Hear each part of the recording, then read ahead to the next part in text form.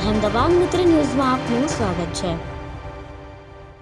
શહેરના ફતેગંજ વિસ્તારમાં આવેલ જાણીતા પિઝાના આઉટલેટ ઉપર પાર્ક કરેલી 26 ઇલેક્ટ્રિક ડિલિવરી બાઇકોમાં મોડી રાત્રે ભીષણ આગ ફાટી નીકળી હતી। આ વિકરાળ આગમાં તમામ 26 બાઇકો ગણતરીની મિનિટોમાં ખાક થઈ ગઈ હતી।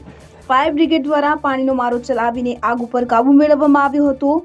મળેલી માહિતી પ્રમાણે શહેરના ફતેગંજ સેફ્રોન ટાવર પાસે ડોમિનોઝ પિઝાનો આઉટલેટ આવેલું છે। આઉટલેટની બહાર પાર્ક કરાયેલી 26 ડિલિવરી બાઇકમાં મોડી રાત્રે આગ ફાટી નીકળી હતી। આગ લાગતાની સાથે જ એ બાઇકમાં પ્રચંડ ધડાકા થયા હતા, જેને કારણે આગે વિકરાળ સ્વરૂપ ધારણ કર્યું હતું।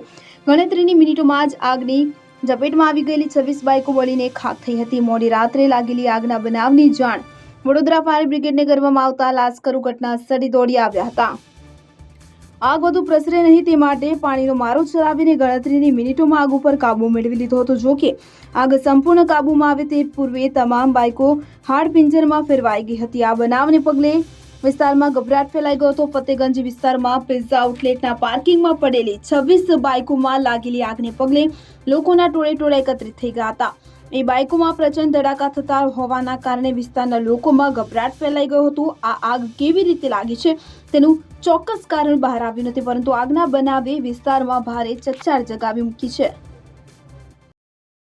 અહેમદાબાદ મિત્ર ન્યૂઝની યુટ્યુબ ચેનલને સબસ્ક્રાઇબ કરો અને બેલ આઇકોન જરૂરથી દબાવો, જેથી દરેક મહત્ત્વના વિડીયોની નોટિફિકેશન તમને મળતી રહે।